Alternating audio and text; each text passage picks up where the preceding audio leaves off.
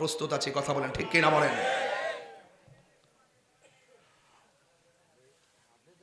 গভীর মনোযোগ, একদম নীরব থাকা লাগবে। আমার বক্তব্যকে কেউ রাজনীতি গন্ধ খুঁজবেন না। আমি রাজনীতির ভাষায় কথা বলছি না। আমি শুধু ওই সমস্ত মোল্লাদের বিরুদ্ধে যারা পূজার মধ্যে যায় মন্দির বুকে লইয়া কয় রোজা আর পূজা এক কতই। আমি হলাম ওই মোল্লাদের বিরুদ্ধে যারা পূজার মধ্যে যায় কয় সকল প্রশংসা আল্লাহর, যে আল্লাহ আমার এখানে আনছে। আমি হইলাম ওই মোল্লাদের বিরুদ্ধে যারা কয় আমরা একটা ভোট দিলে 18,000 মুসল্লি নামাজ পড়লে যে সওয়াব, এই সওয়াব তার আমল নামে আল্লাহ দান করবে। আমি হইলাম সেই মোল্লাদের বিরুদ্ধে যারা ওয়াজ মাহফিলের মধ্যে ওইটা আমার নবীকে সাংবাদিক কয়, যারা ওয়াজ মাহফিলের মধ্যে ওইটা কয় খাদিজা জীবনে এক ওয়াক্ত নামাজ পড়ে নাই। আমি যেহেতু ধর্ম নিয়ে চর্চা করি, এখানে ভুল করলে আমি ধরবো না। আর এটা কি রাজনীতির গন্ধ খুঁজবেন? আমি বাটফার সাইজ করার জন্য আসছি। আমার নাম ওই মুনাফিক দমন কমিশন। কথা কন ঠিক না বেঠিক? কি দমন কমিশন? মুনাফিক দমন কমিশন। মুনাফিক সাইজ করে ছেড়ে দিন। সামনে এক কথা পিছে এক কথা, বট বাহিনী একই দল, 3টা গ্রুপ করে। একটা হলো তুই যায় রাস্তা আগুন ধরাইবে, আর তুই যায় ওই গোপনে এক দলের সাথে মিল্লা থাকবে, আর আমি হইলাম সন্ধ্যাবেলা যায় টেহার বান্ডেল আনো। দল কিন্তু একটুই, গ্রুপ কয়টা? আর আমরা আজকে বলি সুন্নি, গতকালও বলছিলাম, 10 বছর আগে, 50 বছর আগে, আগামীকালও। আমরা কি জীবনে আমরা পরিচয় গোপন করছি? তো তোরা দিয়ে ইসলাম ইসলাম ইসলাম করছে, তোরা এত নাচলে কেউ রাশমিকা মানদানারা জামাই এটা প্রতিবন্ধী, হ্যাঁ পাগল। আমার জন্মের পরে মানে মিথ্যাবাদী মিথ্যাবাদী আমি জীবনে দেখছি না। হ্যাঁ সরগুর আমরা ফুললা টম্বই রয়েছে, না জানে ঘরের মধ্যে কিতা করে আল্লাহ জানে। হ্যাঁ বাড়ি হলে মনে শান্তি নাই। এই খাদিজা কি নামাজ পড়ে নাই? হ্যাঁ নামাজ ফরজ ছিল না, ফরজ নামাজ ওই সময় ছিল না, তাই ফরজ পড়ে নাই। যদি বলেন যে কোনো সময় পড়ে নাই, তাইলে এটা হাদিসের সঙ্গে সাংঘর্ষিক। কেন এই জন্য সাংঘর্ষিক? মান সাল্লা মান নবী সাল্লাল্লাহু আলাইহি সাল্লাম খাদিজাতুল কুবরা রাদিয়াল্লাহু তাআলা আনহা ওয়া আলী ইবনে আবি তালিব রাদিয়াল্লাহু তাআলা আনহু ওয়া জাফর রাদিয়াল্লাহু তাআলা আনহু। সর্বপ্রথম আমার নবীর পেছনে যে মহিলাটা নামাজ পড়ছেন, সেই মহিলাটার নাম হলো আম্মা জান খাদিজা। আর সে বলতেছে জীবনে নামাজই পড়ে নাই, পর্দা বলে করে নাই। এই পৃথিবীতে আমার আল্লাহ একটা মহিলারা সালাম দিছে, এই মহিলাটার নাম হলো খাদিজাতুল কুবরা, যার সন্তান হলো মা ফাতেমা। যে ফাতেমার ঘরে হয়েছে হযরত হাসান হুসাইন। হুজুরকে আল্লাহু আকবার বলতেন না?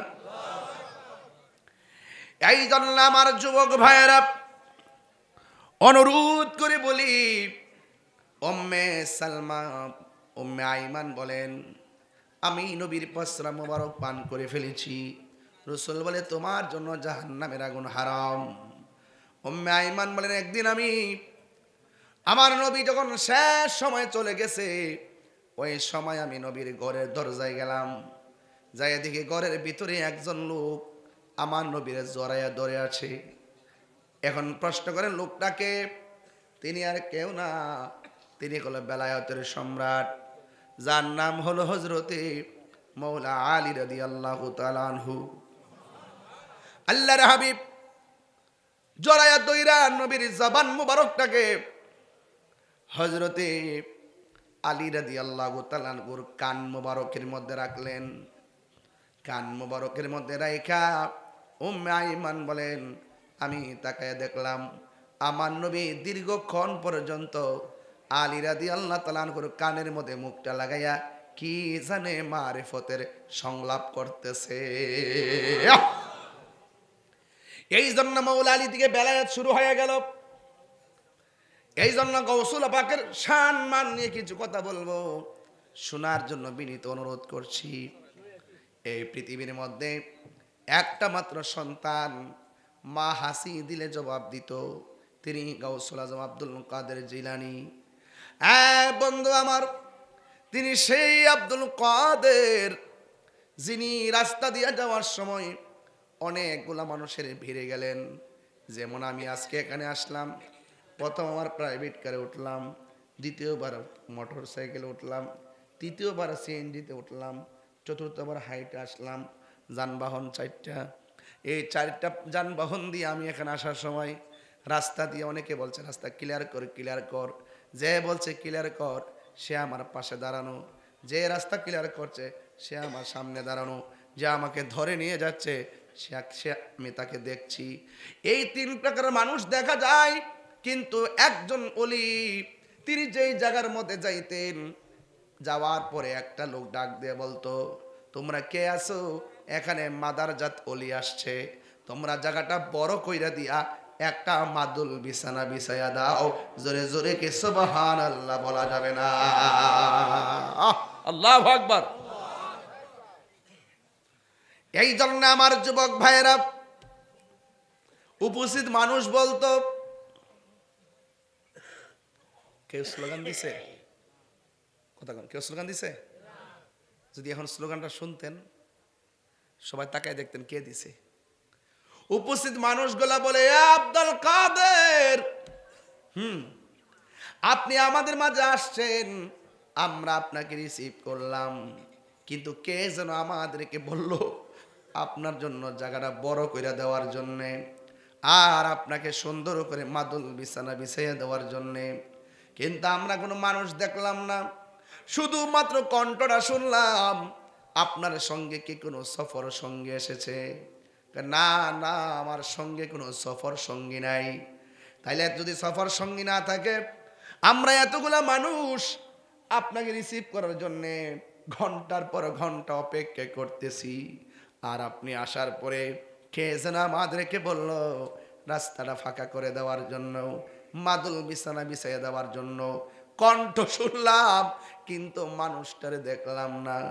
কে গো? গাউসুল আজম আব্দুল কাদের জিলানী, জানার ক্ষমতা আছে না নাই? ডাক দিয়া বলে, মুসল্লিয়ানে কেরাম, আপনারা দেখেন নাই, দেখবেন না, কিন্তু আমি যেই জায়গায় যাই এভাবে এলান হয় জায়গা বড় করে দেওয়ার জন্য।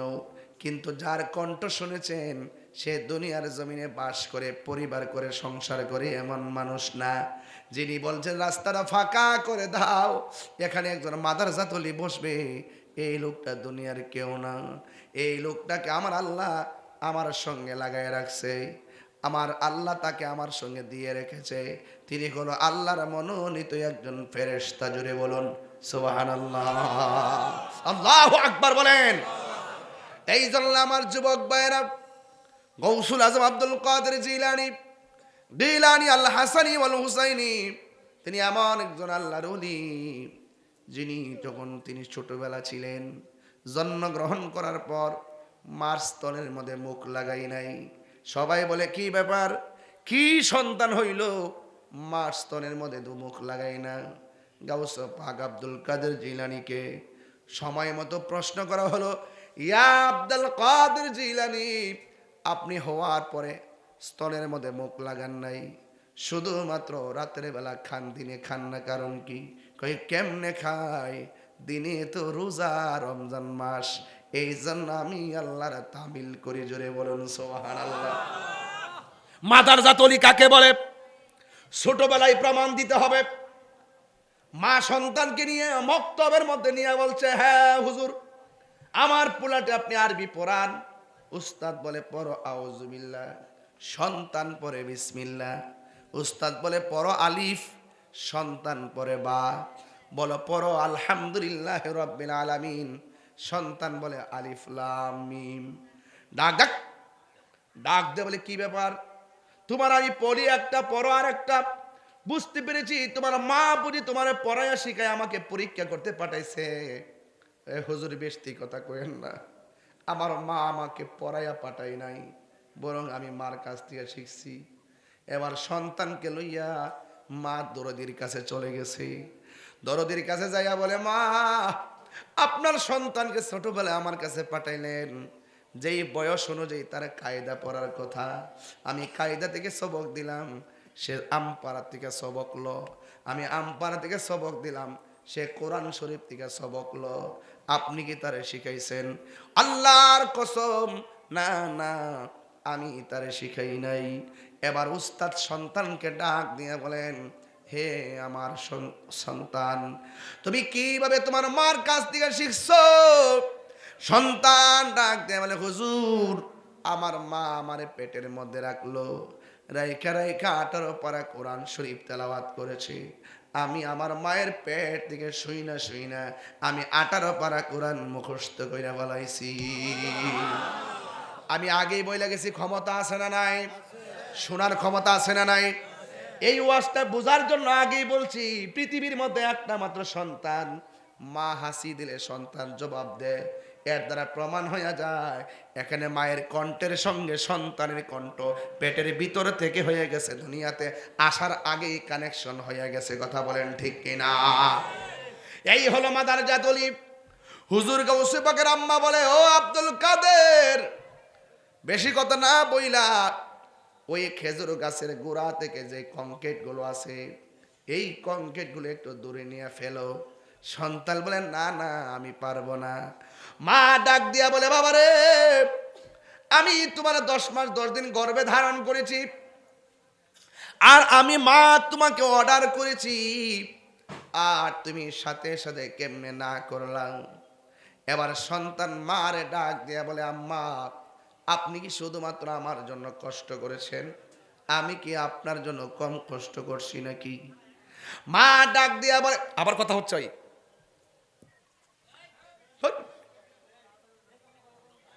মা ডাক দিয়া বলে, হে জাদুমণি, তোমার বয়স মাত্র ছোট, আমার জন্য 2 টাকা রুজি করেও দিলা না, একটা বস্তা আলগি দেও দিলা না, তুমি আবার আমার জন্য কি কষ্ট করছো বুঝলাম না। এবার গাউসে পাক বলে, উস্তাদের বুঝাইছি, এবার মারেও বুঝাই। আর ওদের কোন আল্লাহু আকবার। প্রাণ দয়াল রে, গৃহস্থেরা দলে দলে হাঁস মুরগি কতই পালে, সন্ধ্যা হলে ডাক দিয়া লয় ঘরে, যার যত পালিত ছিল সকল রে তো ঘরে নিল, আমি একা রইলাম অন্ধকারে।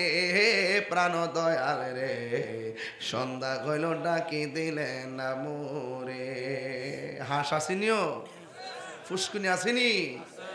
হাঁস যখন পুষ্করি দিয়ে যায়, সন্ধ্যাবেলা যখন হাঁস করে ফিরে না আসে, হাঁসের মালিক সোজা চলে যায় পুকুর ঘাটে, যাইয়া ডাক দে, সুই সুই কইয়া ডাক দে। হাঁস আস্তে আস্তে কিনারে ভিড়ে। হাঁসের প্রতি মালিকের কত মায়া, অথচ এর চাইতে কঠিন কঠিন মায়া হলো আমার আল্লাহ। বান্দার প্রতি আল্লাহর কোটি গুণ মায়া। বান্দা যখন বিপথে চইলা যাই গো, আল্লাহ বলে, লা তাকনাউ মির রাহমাতিল্লাহ,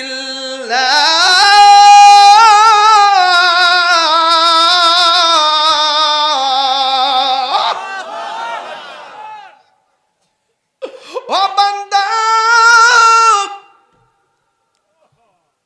বান্দারে, পাহাড় পরিমাণ গুনাহ করছস, হতাশ হইস না, আমি আল্লাহর রহমত দিকে নিরাশ হইস না। আমি আল্লাহর অনেকগুলা নাম, একটা নাম হলো রহমান, আরেকটা নাম হলো গাফফার। তুই কই গেছস? ও আল্লাহ, আমি তো গুনার সাগরে গেছি, আমি কি তোমার রহমতের কিনারায় ভিড়তে পারি? আল্লাহ কই, রহমতের কিনার থেকে তোরে ডাকতেছি, আয় আয় আয় আয়। আল্লাহ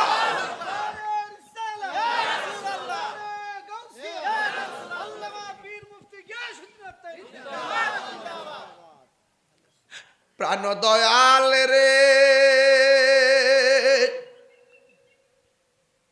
আর পরীক্ষার সময় নাই, করো জোরে ক্ষমা চাই।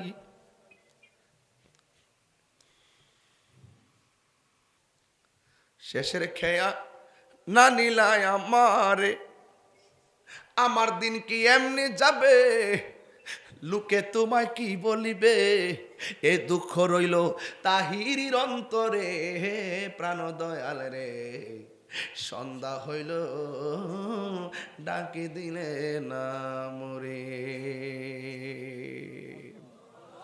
আমার মরণের কতদিন বাকি আমি জানিলাম না গো আল্লাহ। আমার যুবক ভাইরা দিলটা নরম করে বলেন, আমার মরণের ক্ষত আমি জানিলাম না গো আল্লাহ।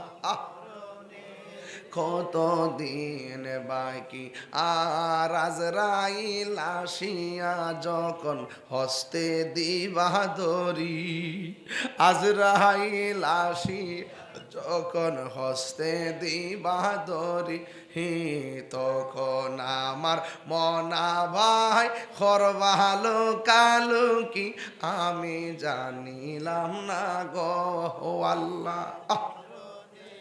কতদিন বাকি আমার মরণের, কতদিন বাকি আমি জানিলাম না গো আল্লাহ।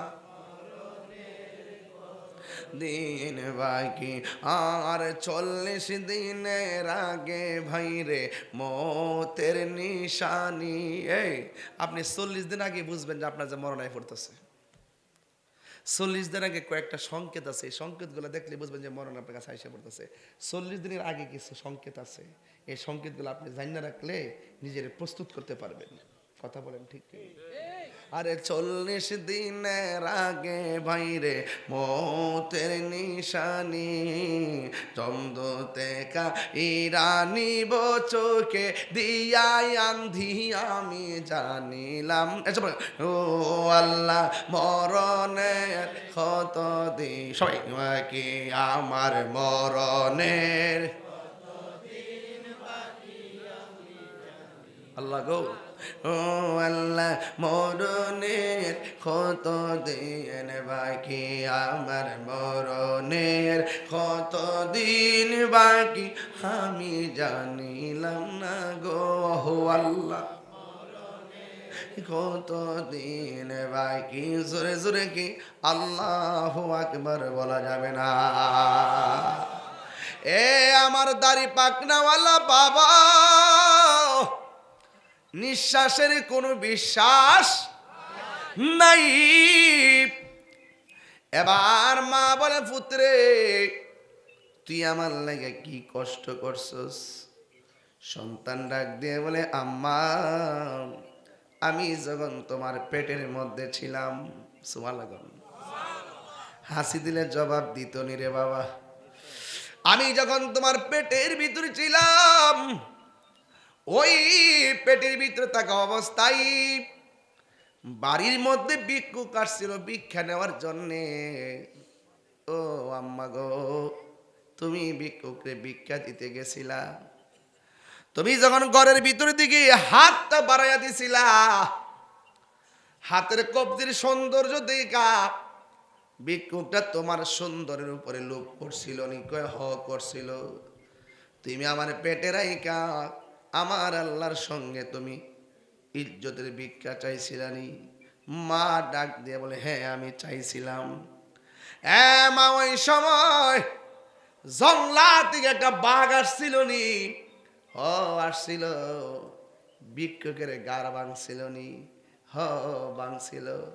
ও মা, মনে থাকলেই আমি ধন্য।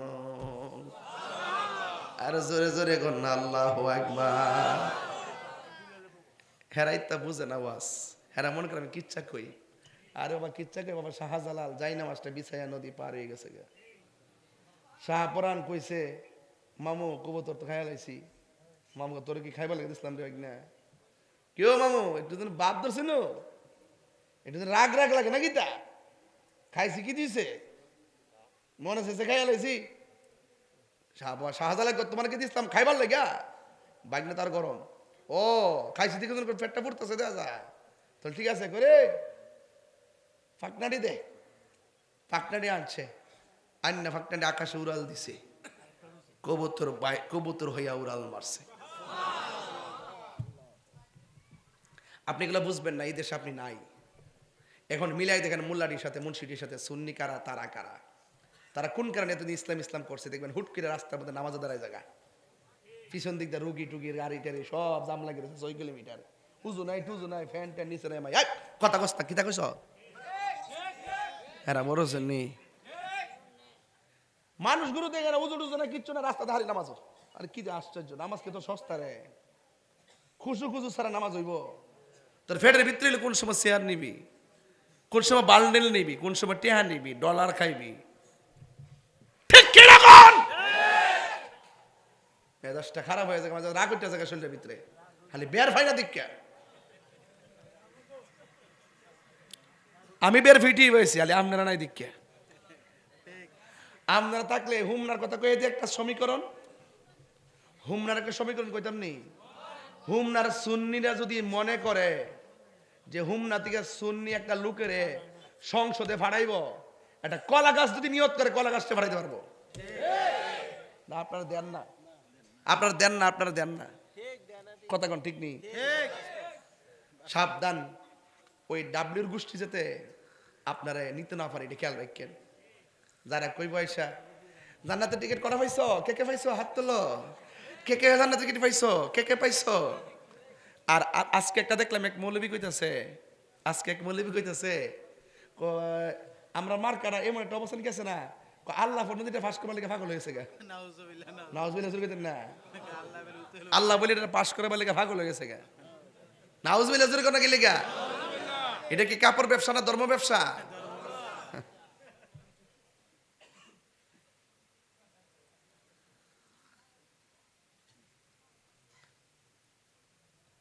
প্রেম হাসাই তুই আয় কস না, গজল টান্ডা দিয়ে মারে হুটকে টান মারে, কি তা পাগল বানাইছে ঠেললে একটা টান মারে। শিক্ষা লিছে? ও শিখছে শিখছে, মারা বাগন মারা বাগন। আপনার কি কষ্ট হইতেছে? আর আধা ঘন্টার সময় দেওয়ান যাবো আমারে, আজকে 8 ঘন্টা ইনশাল্লাহ 8 ঘন্টা দিব একটা জিকির রইব না ইনশাল্লাহ লাস্টে। তরিকতের মানুষ তো আপনারা, একটা জিকির আজকে রইব, ঠিক আছে? গাছ উঠতেন, কারেন্টের লাইনে ধরেন না। বাংলাদেশের মৌলবীরা জিকির করতে করতে বাসের উপরে উঠে, কিন্তু কারেন্টের তারটা ধরে না। আমি যে গেলাম যে উড়ুস কিলি, আমরা পাগল, দেওয়া না দেওয়ান হইলে বাস সিরোস, কারেন্টের তার সিরোস থাকি লাগে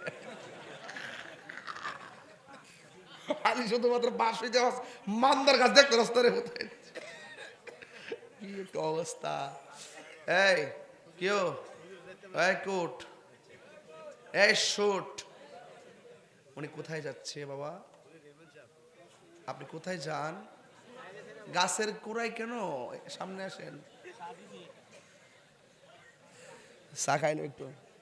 আজকে আমি রাত্রে বেড়ায় যাওয়ার সম্ভাবনা আছে,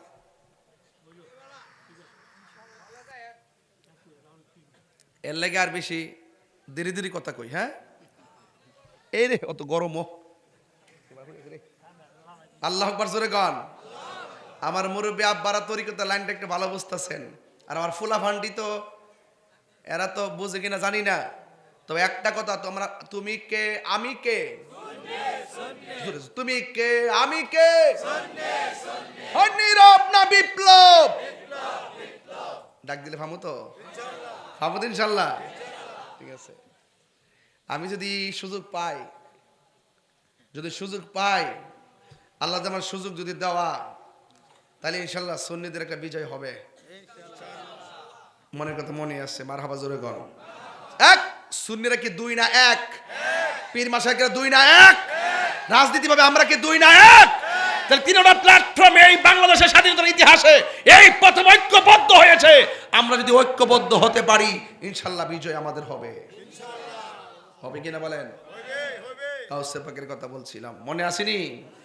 আজ জনে গাউসুল আজম সে জনে বাগদাদওয়ালা, যে জনে গাউসুল আজম সে জনে বাগদাদওয়ালা। তারে কাঁদে যার চরণ যুগল মদিনাওয়ালা, তারে কাঁদে যার চরণ যুগল মদিনাওয়ালা, যে জনে গাউসুল আজম সে জনে বাগদাদওয়ালা। আবু সালেম মুসা জঙ্গি ছিলেন যার পিতা, উম্মুল খায়ের ফাতেমা ছিলেন যার মাতা। দুই জনে ছিলেন আল্লাহ নবীর প্রেমে মাতোয়ারা, দুই জনে ছিলেন আল্লাহ প্রেমে মাতোয়ারা, যে জনে গাউসুল আজম সে জনে বাগদাদওয়ালা, যে জনে গাউসুল আজম সে জনে বাগদাদওয়ালা। জোরে জোরে কি আল্লাহু আকবার বলা যাবে না? এখন আর আমি ডানে বামে যাইতে পারবো না গো, সোজা একটা ঘটনায় ঢুকে যাব। আপনাদের কাছে একটা ভোট চাইবো, আপনারা জবান খুলি বলুন, গাউসে পাকের রিয়াজতের ওলি না মাদারাজাত ওলি? মাদারাজাত ওলি একদিন নদীর পাড়ে গেছে, নদীর পাড়ে যাওয়ার পর একজন নূরের মানুষ সামনে আসলো, চেহারা বড় সুন্দর। আয়েশা ডাক দিয়ে ইয়া আব্দুল কাদের, আমি তোমার কাছে এসেছি, আমি তোমার দুইটা অ্যাডভাইস করব। এক নম্বর হলো তুমি নদীর পাড়ে বসে থাকবা, দুই নম্বর হলো আমার হুকুম না পাইয়া এই জায়গা ত্যাগ করতে পারবা না। প্রথম হুকুমটা যেমন তেমন, দ্বিতীয় হুকুমটা বড় কঠিন। ডাক দিয়া বলে, ও আব্দুল কাদের, তুমি কিন্তু খবরদার আমার হুকুম না পাইয়া এখান থেকে নড়তে পারবা না, এখান থেকে নড়তে পারবা না। গাউসে পাক মনে মনে কয়, যেই সুন্দর চেহারা, যেই সুন্দর সুগন্ধ, এমন মানুষ যদি আমারে কয় সারা জীবন বসে থাকতাম, আমি বসে থাকতে রাজি আছি। এই কথা বইলা লোকটা চলে গেল।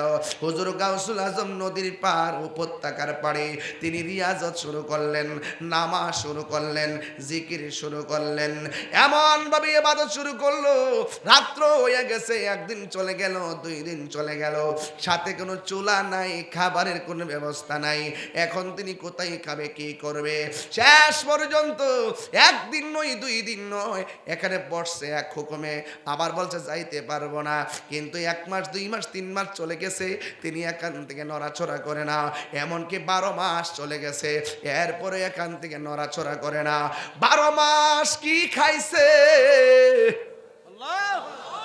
কি খাইলো?